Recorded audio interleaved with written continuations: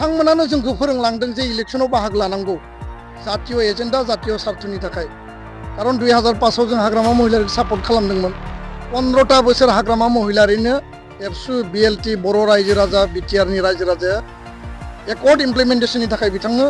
मदद होदों बिथाङा कंग्रेसजों थाबाय बिजेपिजों थाबाय सरकार सालायबाय मोनसे आबुं आलादा राजखान्थि हान्जा जाय समाव बिपिपिएफ दादोंमोन एबसुआ रल लादों जाय समाव इउपिपिएल दादोंमोन एबसुआ रल लादों बिपिपिएफनिफ्राय बिपिएफ जादों जाय समाव बड'लेण्ड पिपल्स पार्टी बिएससिनि समाव बिपिपि दादोंमोन बिनि उनाव प्रग्रेसिभ गावस्रादों दुलाराय बर' फरायसा आफादा मोनसे गोरोबथानि उनाव बे काउन्सिलखौ जि आत्मनियन्त्रणनि जि सिक्स शिड्युलखौ गभर्नेन्सखौ सालायनो थाखाय पार्टी नांगौ पार्टी सिस्टेमनि गेजेरजों सरकार बानायो इलेक्शन जायो इलेक्शननि उनाव सरकार दायो दा एबसुआ जिहेतु नन पलिटिकल अर्गेनाइजेशन जातीय छात्र संगठन जों जिहेतु सरकारबो नङा जों जिहेतु पार्टीबो नङा किन्तु जोङो रायजो राजानि स्वार्थनि थाखाय जातीय स्वार्थनि थाखाय आरो जातीय एजेन्डाखौ लांनांगौनि थाखाय पलिटिकल पेट्रनाइज नांगौनि थाखाय एकर्ड इमप्लिमेन्टेशननि थाखाय 2005 आव हाग्रामाखौ मदद होदों 2020 आव प्रमद बर'खौ मदद होदों एबाराव जोङो बिदों जे आरोबाव एनादार टार्मनि थाखाय माने एकर्ड सिगनेटरिनि जोङो सरकार नांबावगौ सोरबाया बुंगोन जोंखौ इउपिपिएलआनो एबसुनि इउपिपिएल बियो मोनसे जास्ट प्रपागान्डा बेयो मोनसे भुवा प्रचार अपप्रचार एबसुआ इन्डिपेन्डेन्ट बिसायख'थियाव मालाबा बाहागो लाबोदों एबसुआ मालाबा जोङो पार्टी दादों मालाबा सरकार दानो समर्थन होदों एकमात्र स्वार्थआ जाबाय जातिनि स्वार्थ जातीय सत्ता आरो जातीयताबाद आरो माने इसु आरो एजेन्डानि खाथिराव आरो जायफोरा दिनै दावराव अमरमोन बिथांमोना बुंदों आं नाम लानो साना बिथांमोनाबो सासे संग्रामि दैदेनगिरिमोन मोनसे समाव किन्तु दिनै हानजायाव दङ हानजानि थाखाय खोथा बुङो हानजानि स्वार्थआवल' बिसोरो उकालति खालायो हानजानि स्वार्थआव सोरनिबा डिक्टेसननि थाखाय खोथा बुङो बिथांमोनानो जोंखौ फोरोंलांदों जे इलेक्शनाव बाहागो लानांगौ जातीय एजेन्डा जातीय स्वार्थनि थाखाय आरो पार्टी दानाय इलेक्शनाव बाहागो लानायखौ बड'फानि आन्दलन बिनि उननि आन्दलनाव सोरबा अमर सिं आरो दावराव देख्रेब मोनानो एबसुआव थानानै बै समाव खामानि मावदोंमोन आरो खामानि मावनानै इलेक्शनाव बिसोरनो बाहागो लादोंमोन दिनै जोंखौ बिथांमोना आसि थुबा जानाय नङा जोंथ' बिथांमोननि इयुन जेनेरेसन किन्तु बिथांमोना जोंनि पायनियारफ्रा जि रलखौ लादों दिनै जोंखौ जुदि आसि देखायोबा जातीय एजेन्डा जातीय इस्युखौ सोर फुलफिल खालामगोन बे खोथाखौ बिसोर सानाबासिनो गावसोरनि इन्टारेस्ट गावसोरनि स्वार्थ आरो सेल्फ इन्टारेस्टखौ लानानै जायफ्रा खामानि मावदों बिथांमोना बे खोथाफोरखौ बुङो आरो हाग्रामा महिलारिनि जि खोथायाव बाथ्रायाव जिफोर दङ बे मोनसे मुखास्थ' स्ल'गान बिनि बादै बे जेबो नङा आरो बे स्ल'गानखौ गोदानै बे बुंनाय बाथ्रा नङा बे थांनाय 15-20 बोसोराव बेखौनो बुंगासिनो दङ बेखौ लानानै जोंहा गोसोआव गाज्रिबो मोननाय गैया बुंनांगौबो गैया आं नोंथांमोना सोंनायखाय बेखायनो जाहाथे गासै रायजो राजाया डेम'क्रेसिनि गणतान्त्रिक देशनि भटिं जि राइट दङ बेखौ बिथांमोना जाहाथे एक्सारसाइज खालामनो हायो आरो भट केन्द्रनिफ्राय लानानै ल' एन्ड अर्डारनिफ्राय लानानै बाखि जिखिनि थासारि परिबेस दङ बिनि सायाव आङो दिनै उदिस लादों दुलाराय बर' फरायसा आफादनि आरो जोंनि गुबुन वेल विजार्सफोरबो फैदों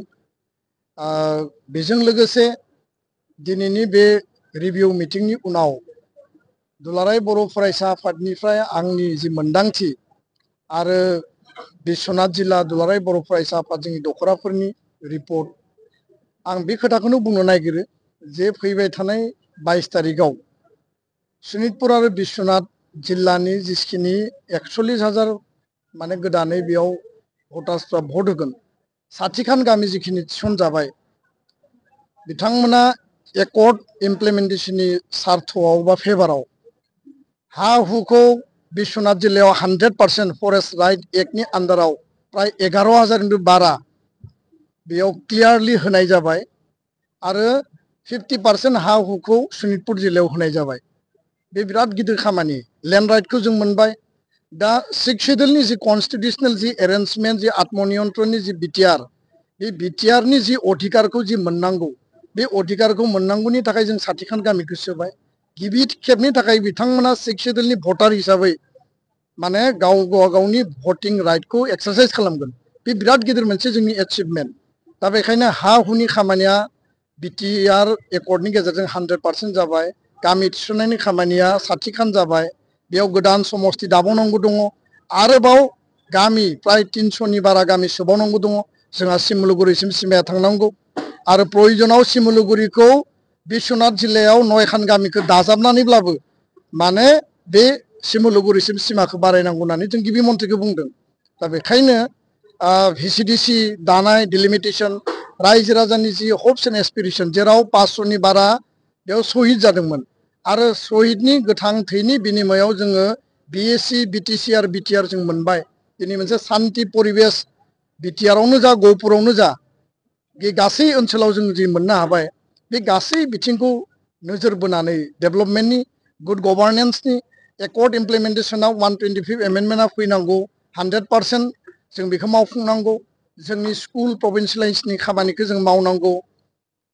बे गासै खामानिखौ मावनांगौब्ला आरो एनादार टार्म एकर्ड सिगनेटरिनि जोंनो सरकार नांगौ आरो जायफोरा दिनै सरकार सालायबाय थादों बिथांमोना दिनै 3.5 बोसोरल' सरकारनि टार्माव खामानि मावनो स्कप मोनबाय। कर'ना भाइरासनि टाइम डिसेम्बराव इलेक्सन पार्टिनांगौमोन, सेप्तेम्बराव पार्टिबाय आरो बेखौनो नोजोर बोनानै जातीय सार्थखौ सिगाङाव लाखिनानै दुलाराय बर' फरायसा आफादा जोंखौ जाय जेखि बुङा मानो जोंनियाव बिकल्प लामा गैया। खारन 2005आव जों हाग्रामा महिलारिखौ सापर्ट खालामदोंमोन। 15टा बोसोर हाग्रामा महिलारिनो एबसु बिएलटि बर' रायजो राजा बिटिआरनि रायजो राजाया एकर्ड इमप्लिमेन्टेसननि थाखाय बिथांनो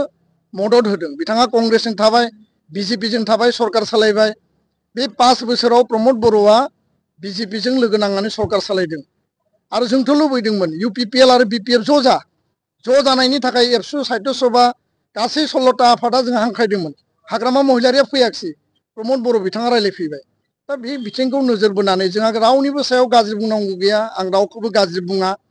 आरो बुंनोबो लुबैया।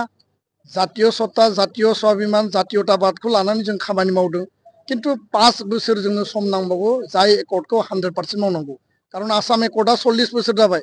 दाबो क्लियारलि मावफुंजायाखै आरो बेयाव बै समाव आसु आरो एजिपिनि मोनसे कअर्डिनेसन गैयिनि थाखायनो दिनै बे दफाफोरा बिथांमोननिया आद्रा जादों। जों लुबैयाखै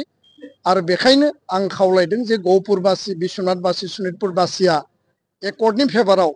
जायफोरा सरकार सालायदों आरो नेक्स्ट टाइमाव सरकार दाबावनो थाखाय बे दोलोनो आरो बे बिजाथिफोरनो गहपुरनिया धनस्रियाव, बिश्वनाथनिया रौतायाव आरो माने सनितपुर राङापारा माने नोङो भालुकपुं एरियानि बर' रायजो राजाफ्रा हरिसिंगायाव भट होगोन आरो बेखायनो आं खावलायदों जे गहपुराव, बिश्वनाथाव, सनितपुराव बेयाव पावार पलिटिक्सनि खोथा गैया, बेयाव पलिटिक्स फर पलिटिक्सनि खोथा गैया, बेयाव जाति दानायनि पलिटिक्स, एकर्ड इमप्लिमेन्टेसननि पलिटिक्स आरो रायजो राजाफ्रा एकर्डखौ 100% मावफुंनो थाखाय